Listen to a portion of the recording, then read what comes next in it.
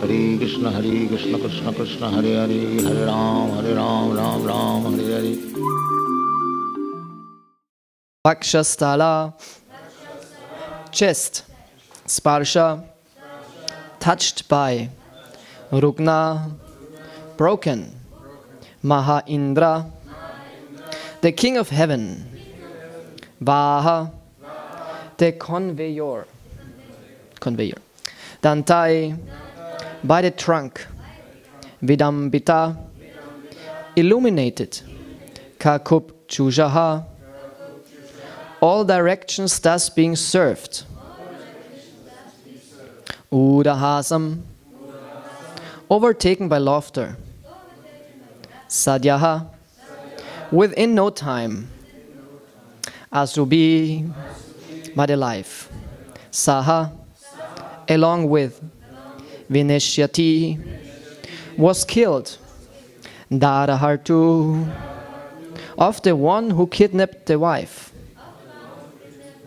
Vispurjitai, by the tingling of the bow, Danushaha, bow, Ucharataha, strolling fast, Adisainye, in the midst of the fighting soldiers of both sides. Translation purport by His Divine Grace, A.C. Bhaktivedanta Swami Srila Prabhupada Ki. When Ravana was engaged in the battle, the trunk of the elephant which carried the king of heaven, Indra, broke in pieces, having collided with the chest of Ravana, and the scattered broken parts illuminated all directions. Ravana therefore felt proud of his prowess and began to loiter in the midst of the fighting soldiers, thinking himself the conqueror of all directions. But his laughter, overtaken by joy, along with his very air of life, suddenly ceased with the tingling sound of the bow of Ramachandra, the personality of Godhead. Purport.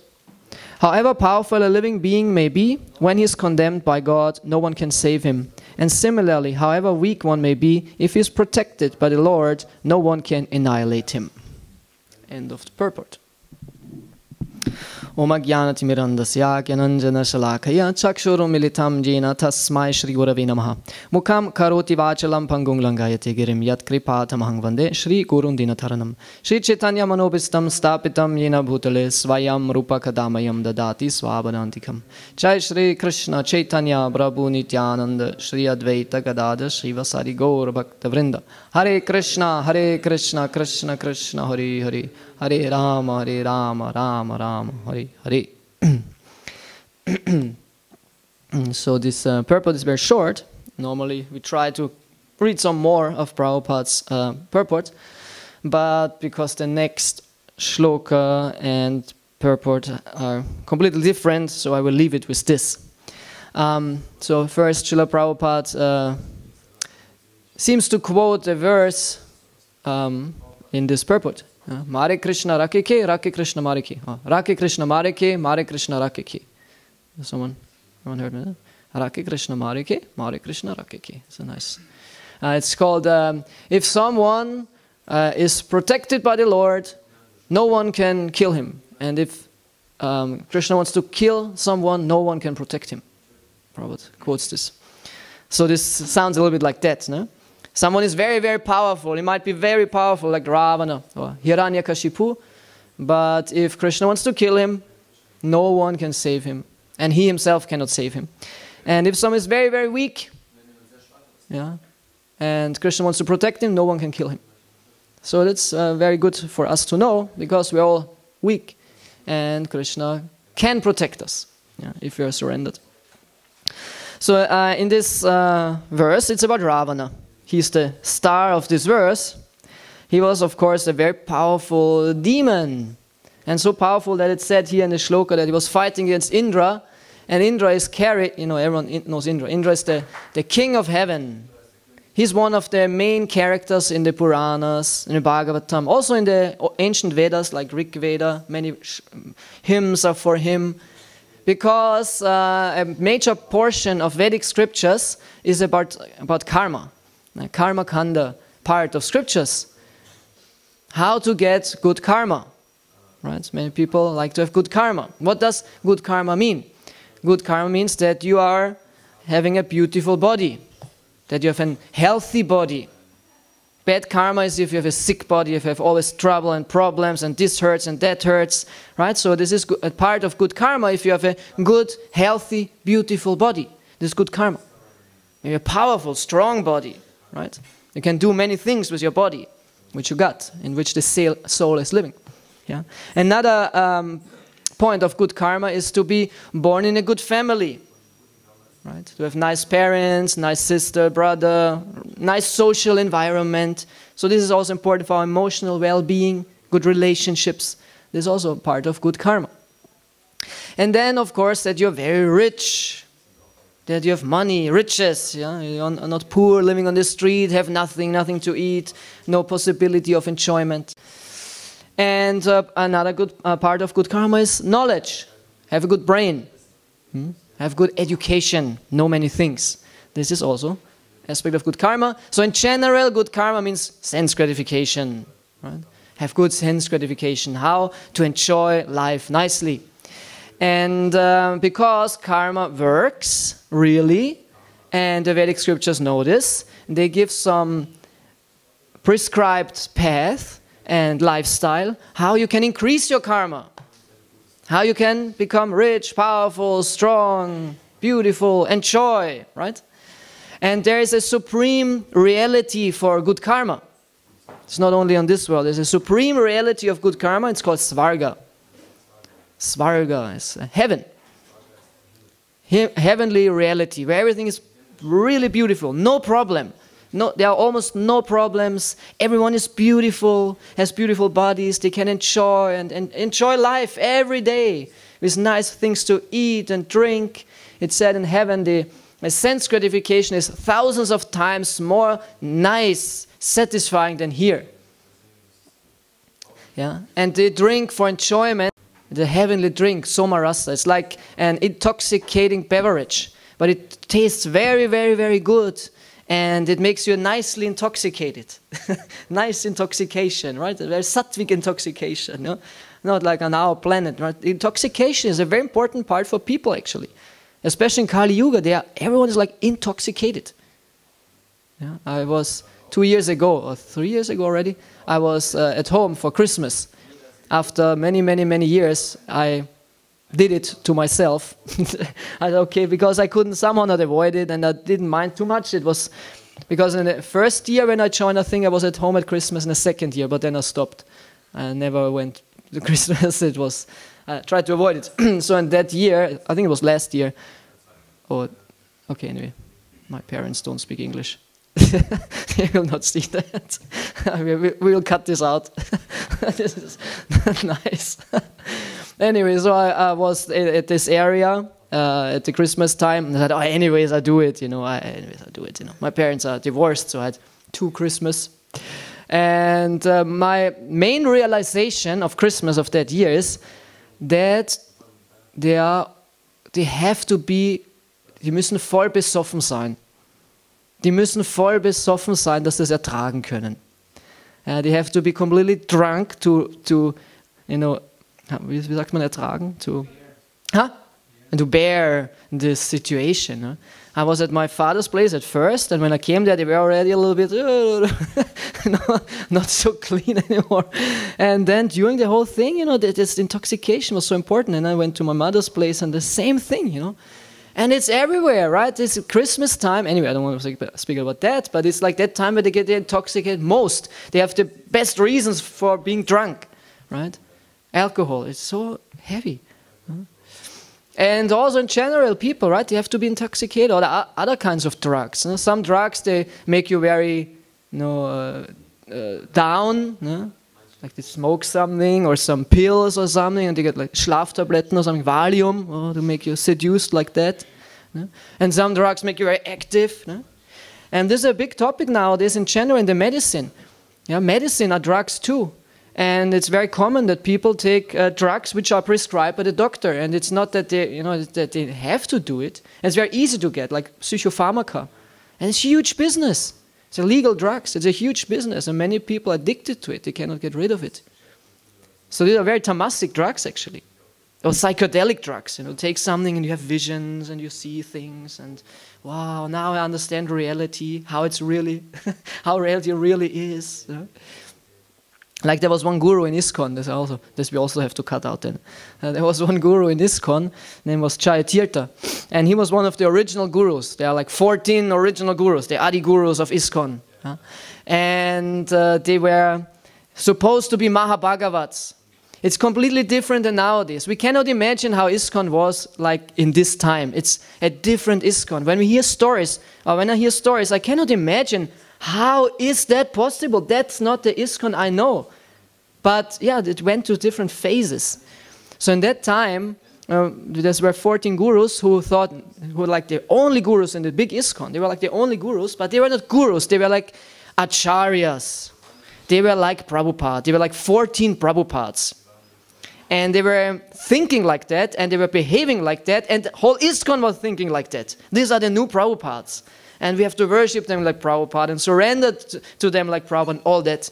And they were also thinking with time, because they got all this worship, we have to be like Prabhupada.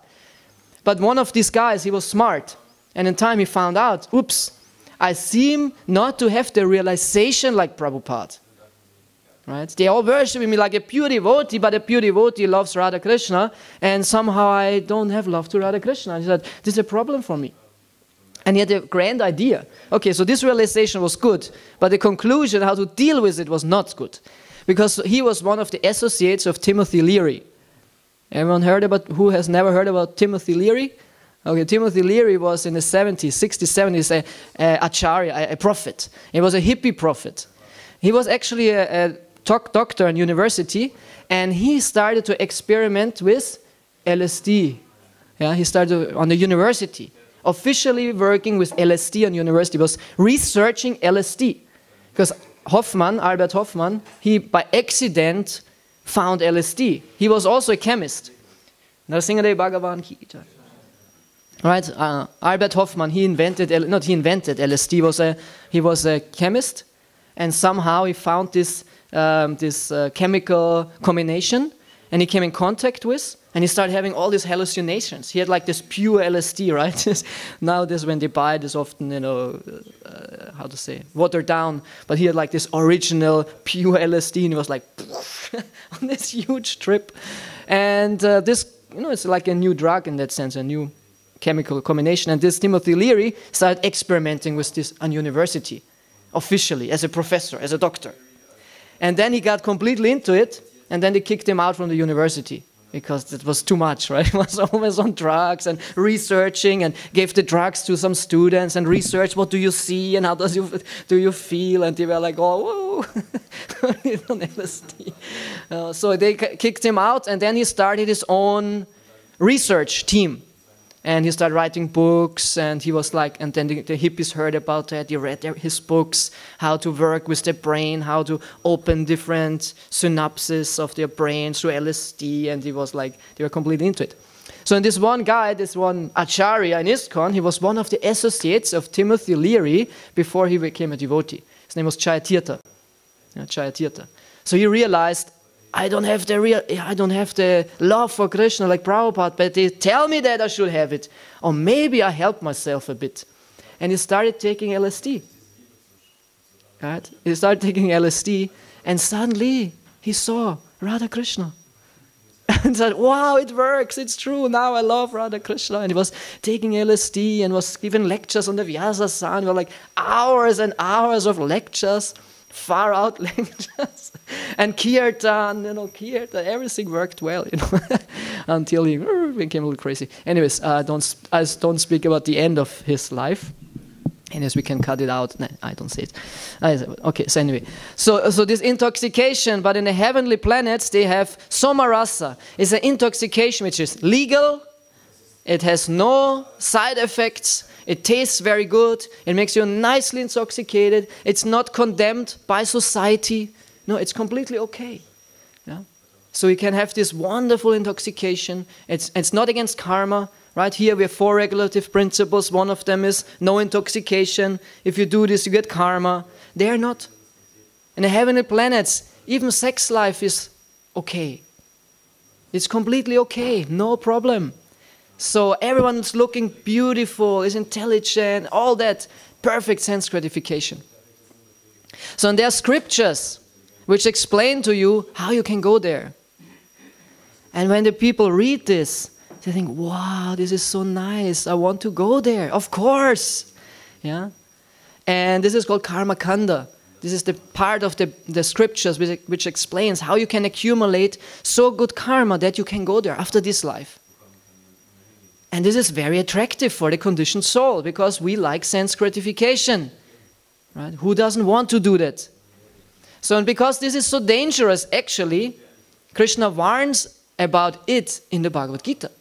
There are a couple of places where Krishna says, don't become attracted by the flowery words of the Vedas. It's very interesting, right? We say Veda, we are Vedic people, Vedic society, Veda is very important. But actually not. Krishna says, no, Veda is not good. It's interesting. Krishna says, no, don't read the Vedas. Of course, there are different parts of the Vedas. Yeah? So, this sense gratification is there in the heavenly planets. And there's one person in heavenly planets who is like the boss, the king, the chief of the whole scene. So of all these far out people, all this far out sense gratification, there's one person, he's like the main person. And his name is Indra, the king of heaven. And he sits on this huge throne. He's looking powerful. Everyone is worshipping him. He has a very beautiful wife, Shachi. And if you like, you can become Indra. Who wants to become Indra? Yeah. No. So, but how can you do this? So if someone has now the idea, but he doesn't want to admit because we are Vaishnavas. Oh, I want, but no, I'm a Vaishnava. Okay, I don't reveal it because I'm supposed, no, I'm not interested in sense gratification. No? So, but if someone has a secret thought, I will tell you now how you can become Indra. Just in case. You only have to do, right? He writes already, You have to do only 100 Ashvamedha Yagyas. Very easy. 100 Ashvamedha. What's an Ashvamedha Yagya? Who knows what's an Ashvamedha Yagya? Yes? Ein Pferdeopfer. Pferdeopfer, yeah. A horse sacrifice. Ashva means a horse. Yeah? Ashwini Kumaras. I don't know why they are Ashwini Kumaras, but Ashva means horse. Or Shvetashvatara Upanishad. Yeah? Everyone heard? Shveta Ashva Upanishad. Shveta means white. The Upanishad of the white horse. I think it was a rishi who had a horse head and was speaking this Upanishad. So Ashva means horse. So Ashvatthama also there, yeah? So.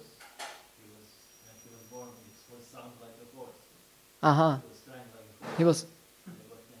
Okay, yeah. Yeah, that's. But Ashvatthama is one of the Chiranjeevis or Chiranjivas.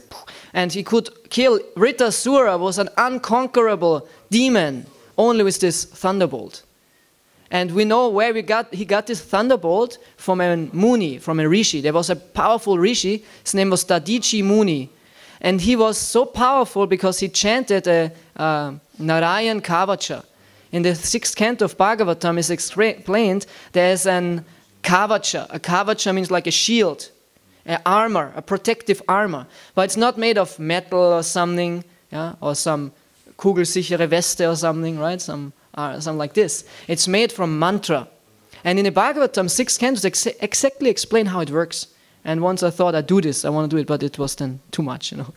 It's not so complicated, actually. You speak a couple of mantras, you put the mantras on the certain parts of the body, and then you speak just the syllables of the mantra in a certain order, and you reverse it, and like this. And if you do it, and so this Dadichi Muni did this, it seems he did it very often. So his body was super powerful. It was like unconquerable and indestructible. And once there was, wasn't it that some Gandharva was flying over him? No, how was it?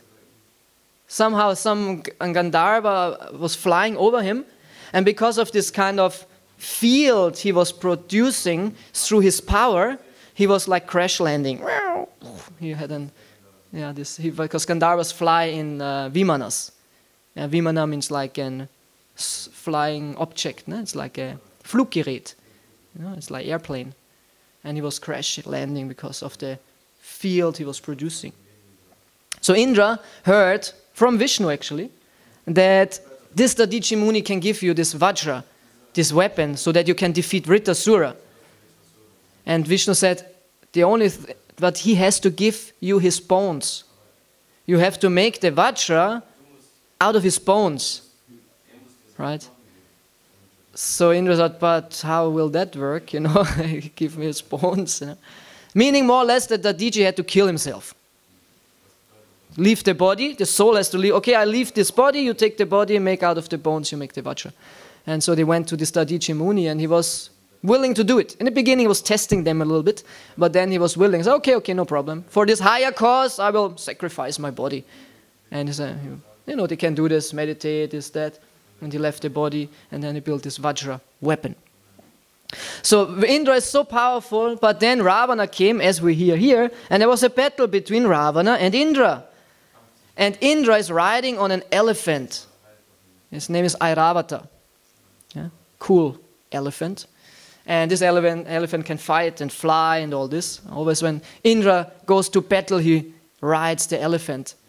And then somehow this elephant was crushing in Ravana, and he had said the trunk was breaking because the chest of Ravana was so powerful. Right? So Ravana, we can see here, I describe all that we see how powerful is Indra, but he's like nothing in comparison to Ravana. So Ravana was extremely powerful person, and of course very puffed up. Indra is also puffed up, but he has at least some, moments of doubt of his greatness. We see in the Bhagavatam when he was surrendering to Krishna, sorry, I did some nonsense. He comes to mind and he changed. But a demon like Ravana is always puffed up and he will never give in, and he always thinks, I'm the greatest, I'm the best. And of course he was so puffed up that he was even stealing Sita.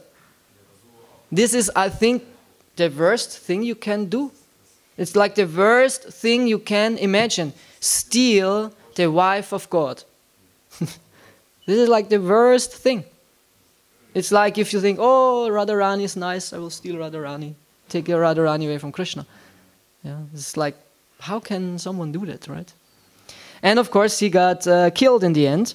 But Ravana is, this also has to be known, Ravana is a reincarnation of Hiranyakashipu. Right? Hiranyakashipu came back. Oh no, he's back. We thought we killed him. But no, he's powerful, he comes back. The return of the huge demon, he comes back as Ravana. And then, of course, Ram kills him and he comes back again. Who was he when he came back again? Shishupala. He came back in Krishna Lila. So at first Narasingha Lila, Ram Lila, and then Krishna Lila. He comes back in Krishna Lila as Shishupala. And Shishupala is actually a cousin of Krishna. He's a cousin of Krishna because Krishna appeared in Yadu dynasty and somehow Shishupala is related to Krishna. Narasingha Bhagavan Ki. And Shishupala was very envious of Krishna. Very envious. And I read, I will speak in the next days about this because in Harinam Chintamani is explained that Shishupala was chanting, this is also chanting of the names of Krishna, but it's in, what was it? Yeah, in contempt. Yeah, in contempt. But this is Namabhas. It said this is Namabhas. Yeah, Bhaktivinoda Thakur says this was Namabhas chanting. Yeah, in contempt. So we know the story that when Shishupala got born, I don't know where it's said in some Purana, because it's not in the Bhagavatam, that he was born with, what was it, 4 arms? Somehow he had 4, but not like Vishnu, not beautiful. It was more like an, how's it called? A Missgeburt. Yeah? A miscreature. Is it a miscreature? No, miscarriage means like when it doesn't come. Anyways, he had some extra limbs. Yeah, but they were not beautiful. And so the mother got this baby, which looked a little weird. And then there was a prophecy that, don't worry, she was a queen. Don't worry, there will come some person, and your son on his lap, he will become very beautiful. This will disappear. So she accepted it. So and one day Krishna was visiting, because they were related, And Krishna saw this small Shishupal. Oh, Shishu, Shishu. Because Shishu means baby, right? Isn't it? Shishu means like, Shishu is a baby. No? So somehow he was baby-like, childlike his whole life, probably. Oh, how's it going, little Shishupal? And he was taking him on the lap. Krishna was taking him on the lap. And see, wow, suddenly it turned very beautiful. But there was another part in the prophecy. Whoever will take him on his lap, he will become very beautiful, he will become a powerful prince, but this person will also bring his death.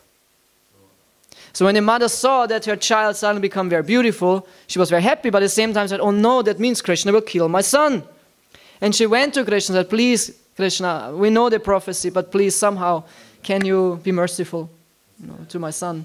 And he said, okay, I will give him certain benediction that he can offend me 99 times. I will not kill him. He can 99 times offend me, but if more, then I will kill him. And she was very happy. I said, okay, I will educate him to not offend Krishna. Make a nice boy out of him. He will never swear. Yeah. So many, many years later, there was a beautiful, beautiful queen, princess. And she was supposed to get married. And she was the daughter of King Bhishmaka. And she was living in the kingdom of Vidarbha. This is like central India. Now this central India. I don't know which, maybe, what is there? Rajasthan, Andhra Pradesh, something like that. So more in the center. And this was the time when Krishna was living in Dwaraka. Everyone heard about Dwaraka? Who has never heard about Dwaraka? Okay, shortly. Dwaraka is the city Krishna founded in the ocean. This was where Krishna lived 5,000 years ago. It was the huge city. It was big as Berlin. Because there is some saying in the Bhagavatam how big it was. And once I thought which city is like similar size, and Berlin, so Berlin is quite big actually, quite a large city. Berlin is as big as London, but has only 1/3 of the inhabitants. Berlin, you have 4 million people. In London, on the same space, you have 12 million people.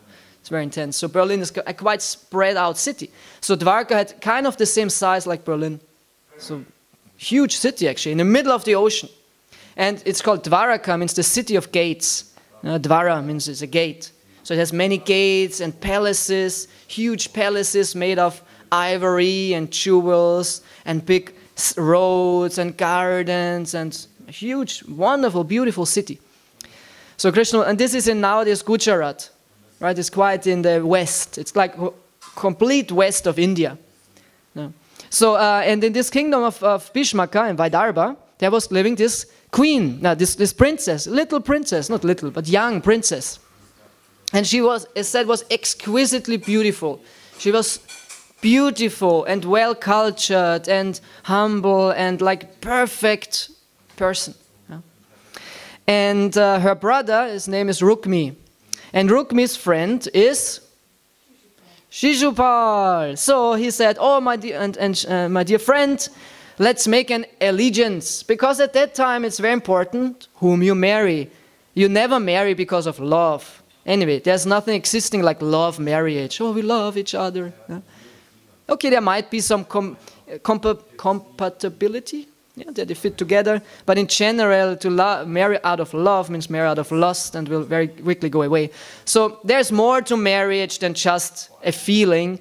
So for these aristocratic people, it's very important whom to marry, because then we connect our families, we connect our dynasties, and we can make our empire bigger and this and that. There are many political reasons, of course, behind it. So Rukmi wanted to marry him, his daughter, sister, to Shishupala, to make also a connection between these two kingdoms.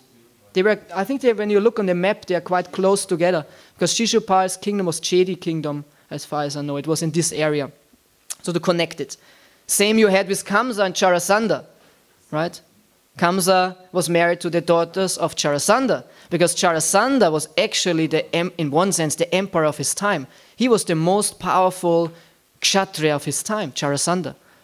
Anyway, there's another part. So Rukmini,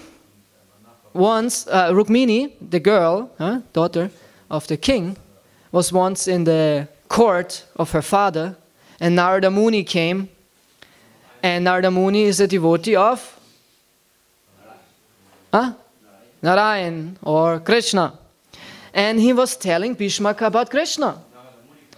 You know, Narayan is right now on earth, not far from here, in the form of Krishna. He's so powerful and beautiful and wonderful and so great and was glorifying his Lord so much.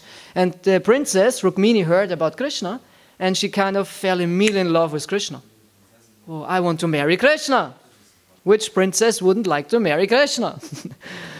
And she lost her heart just about hearing about Krishna. She lost her heart. And then comes her brother. Oh, my dear sister, my dear father, very good idea. We marry Rukmini to Shishupala. And she was like, no, I don't want to marry this guy. Oh, it was terrible.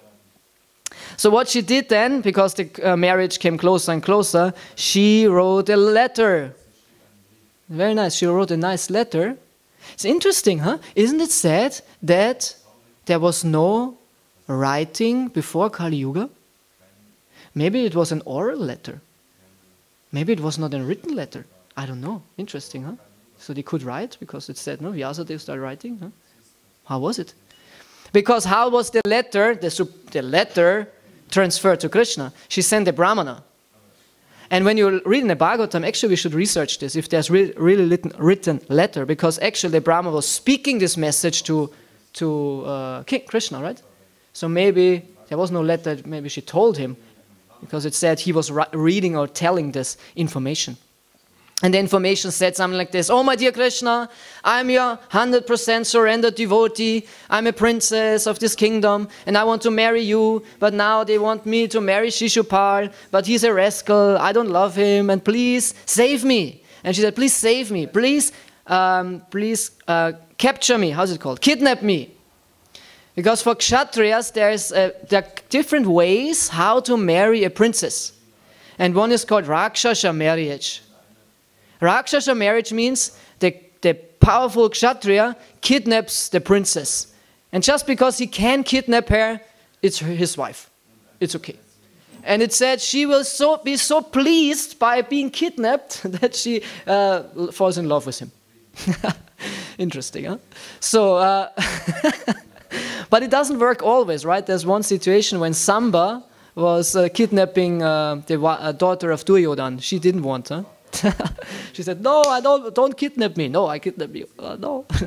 So anyway, so Krishna got this letter, and what was he doing? He was living far away, 1,000 miles away. Probably 1,000 miles. If you go, it's like almost 1,000 miles, if you look on the map. So Krishna was immediately saying, yes, he hears this letter. Of course, I have to help my devotee, this princess. And he jumps on his chariot, which is driven by 4 horses. Who remembers the horses of Krishna? I don't remember them. But yeah, their names are said. Huh? Sugriva, Megapushpa, Payalaka, and one more. Huh? 4, the celestial horses of Krishna. And Krishna was like, whew, driving so fast that it took him only the one night. It's like impossible. It's not like we have here Autobahn, right? Here to go 1,000 miles, with car is not so a problem. But 5,000 years ago, there was no Autobahn. These were like common roads through villages, through the jungle, with a chariot. So to go 1,000 miles in one night, he must have been really fast from a material point of view. Of course, he could fly also, but he was, keeping normal standards. And he was like rushing there to this kingdom. And in Bhagavatam is a detailed explained what happened, right? Because then there was the marriage day of Rukmini. And it said all these powerful Kshatriyas were there, and especially Shishupala said, oh, I will marry today, I'm so happy, and he came. But there was a rumor, maybe Krishna will come. But they said, no, let him come, we will fight him. And Charasanda was there, and Shishupala was there, and all these rascals were there, which get all killed in the Bhagavatam then. And then Rukmini, on the day of marriage, she goes to the Durga temple, because it said she wants to get, it's a tradition that the princess gets blessings from Durga, from Ambika, Parvati. And she goes to a temple, and it said when she goes to a temple, all these kings, they are standing in line, and when they see her beauty, they are falling from their horses. Oh, so beautiful. She's like, what? And she's like, yes, it's mine, yes, yes. Yeah. And then she goes in the temple and she cries, oh my dear Durga, please save me. And she almost loses hope that Krishna will come. Where is he? When is he saving me? And then she comes out and she's like looking down, she's crying and walking this way to her marriage. And suddenly Krishna standing in this crowd of kings, and she looks and she sees, and she immediately knows it's Krishna. It's not like, because she heard so much, and she immediately sees, and Krishna's there, chivalrous, powerful, in armor, and beautiful, with lotus eyes, smiling, and immediately jumps there and takes her on the chariot, and off they drive. And all the kings, it said it went so fast, like an vulture capturing some, something to eat. No? It's like an eagle, like really fast, like this. And the king said, what's going on? He really came, he did it. And they drive off, and what's normally happening? The kshatriyas, they challenge this offender. And they rush after him, and they fight him. And Krishna shoots arrows, fights them off. And who was riding the chariot? Because Krishna is riding, but he cannot shoot and ride. It said Rukmini, as an kshatriya princess, knows also how to, because it's very difficult, 4 horses, right? And she knew how to do it. She was riding the horses, and Krishna was shooting. And he was fighting off all these offenders. And in this same moment, because in the morning time, when Balaram was waking up in Dwarka, oh, good morning, everyone, this and that. And where's Krishna? I said, no, we don't know. Oh, where's Krishna? Krishna's gone. And he hears Krishna went to Vaidarbha. And he immediately said, get the army. And the whole Yadu army gets mobilized. And they rush to Vaidarbha. And exactly in that moment, when they were fighting, suddenly the whole army, the Yadava, powerful Yadava army, comes on the scene and help Krishna in this fight and fight off all these kshatriyas. And then they go back to Dwarka. And this is how Krishna got his major first wife, Rukmini. And then they end Dwarka, and she's so happy, and there's a big marriage, right? Everyone is there, and they sit there, and Krishna, beautiful, and Rukmini, most beautiful, and they get married. So, and this is not the end of the story, because now everything is fine, right? This is like, now it comes happy end, happy end, nice music, this is it. But now comes a change of scene, and you see whom? Shishupala is really, really fried. He stole my wife, and he is so angry. And he hates Krishna, and hates Krishna, and hates Krishna. And then many years later, and there's so many details, of course, there was a big ceremony going on in Indraprastha. And it's called an Rajasuya Yagya. I don't want to go into details, but anyway, what happens in this ceremony that Krishna gets glorified as the most important person.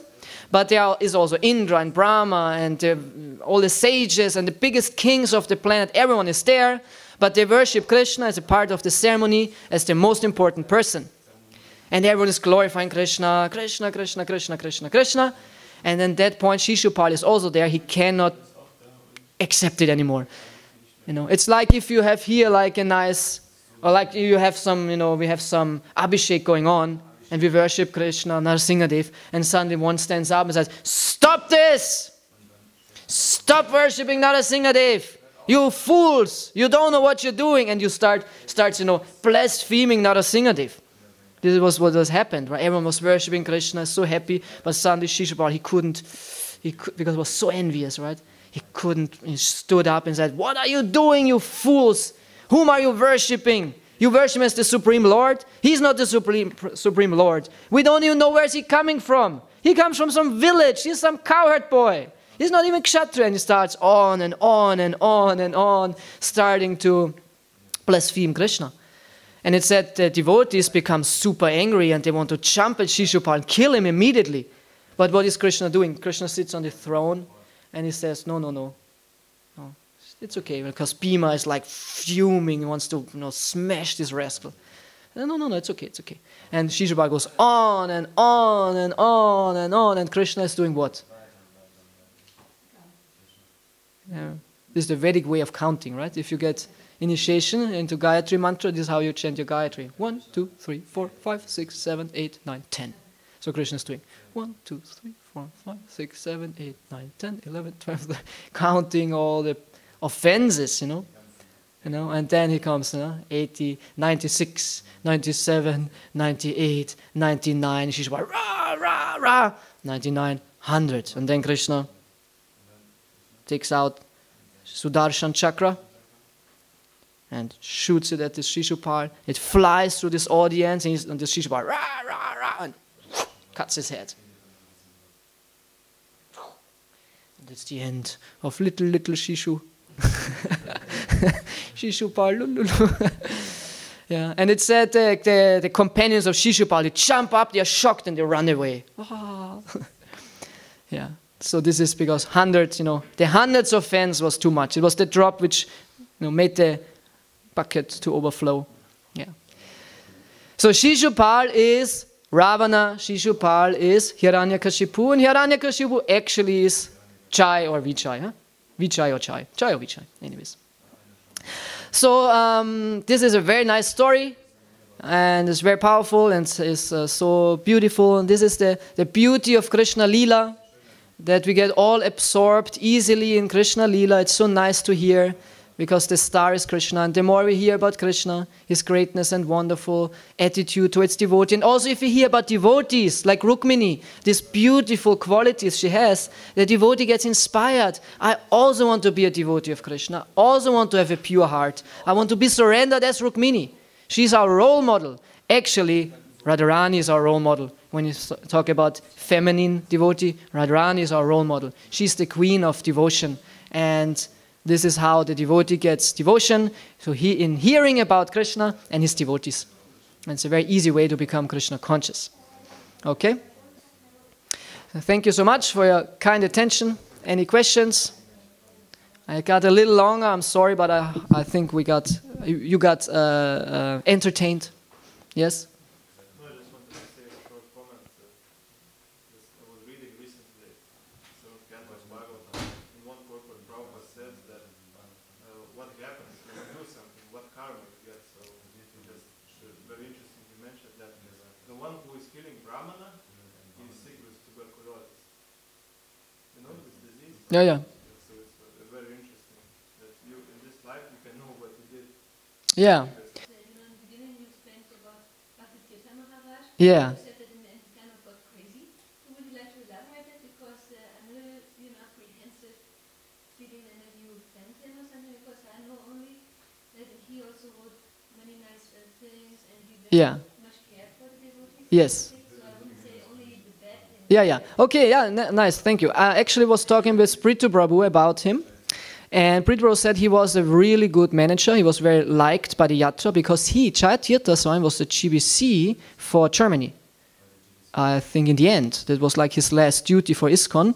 And Prithu Prabhu said he was a very nice manager. He was really good. He was a good devotee, but he just had then this fall back.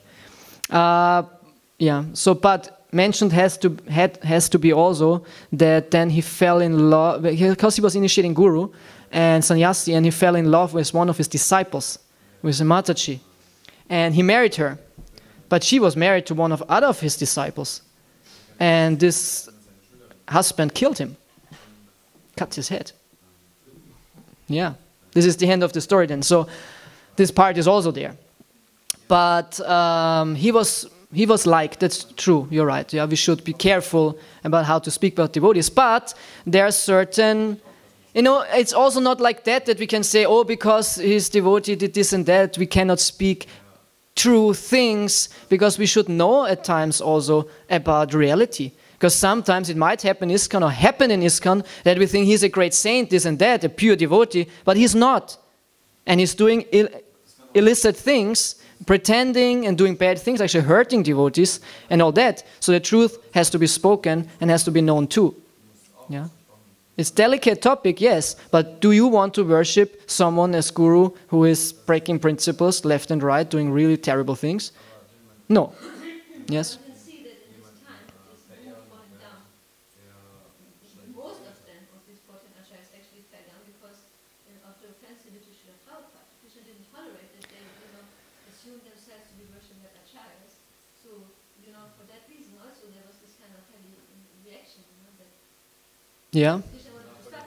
Yeah, I don't know. I haven't studied the whole thing, but I don't think that the main reason was offense against Prabhupada. I think many of them were very surrendered to Prabhupada and were not offensive. I think the burden they got in the form of ISKCON, in form of disciples and honor and prestige, this is way too much. It was way over their head. I think, personally, this may be my speculation, that was actually the main reason, that it was simply too much. If you, overnight, your life changes dramatically. You're like a normal devotee. Of course, they were like main devotees of Prabhupada, okay. But overnight, you become acharya. Suddenly you have 10,000 disciples. And not disciples of nowadays ISKCON. These were disciples who were like 108% surrendered, more or less. Nowadays we have kind of a loose relationship to Guru, right? The Guru cannot say anymore this, because he knows, oh, my disciple gets offended. Very often it's the case. The Guru cannot speak directly to the disciple and tell you nonsense because, oh, I'm hurt, or this and that. But at that time, devotees their standard was higher. So imagine overnight you have 10,000 people say like, everything you do, we will do. You are the Guru, you are Acharya, this, that, and worship, and money, and all that. I think that was the main reason, that it was way too much. Yeah, sure. That's also what I meant. Yeah. That that's future Prabhupada or something. It's just they made the mistake that they accepted this glorification. Yeah. Yeah, they didn't know better either, right? I don't want to blame them. I don't want to blame Chaitanya either. I think it was not my intention. I just wanted to tell the story, which is part of ISKCON. Say that we should be very careful, when we speak something also against the Buddha, because I remember that Srila Prabhupada, when even some sannyasis fell down and they married, he was very much appreciating that they still came back to Yeah. Krishna consciousness and practice. And there was also one incident where one such guru was blackmailed, that. Yeah, Madhudvisha. And then it was made public. No, it was not. He wasn't a guru. He was sannyasi in GBC. Srila Prabhupada was very displeased. He said, Yeah. basically, you close the doors, Yeah. you cannot come back to Krishna consciousness. Yes. So that's very important for spiritual Yeah. to speak publicly about these things. Yeah. Yeah, it's true. Prabhupada was very merciful, even though devotees fell down. He wanted them to be engaged, not to leave. That's true. Yes. Okay, then thank you so much for your kind attention. Have a nice day in Krishna consciousness, and remember Krishna, Krishna Lila. Srila Prabhupada ki, Nitai Gaur Premanande. Hare Krishna, Krishna Krishna, Hare Hare, Hare Ram, Ram Ram, Hare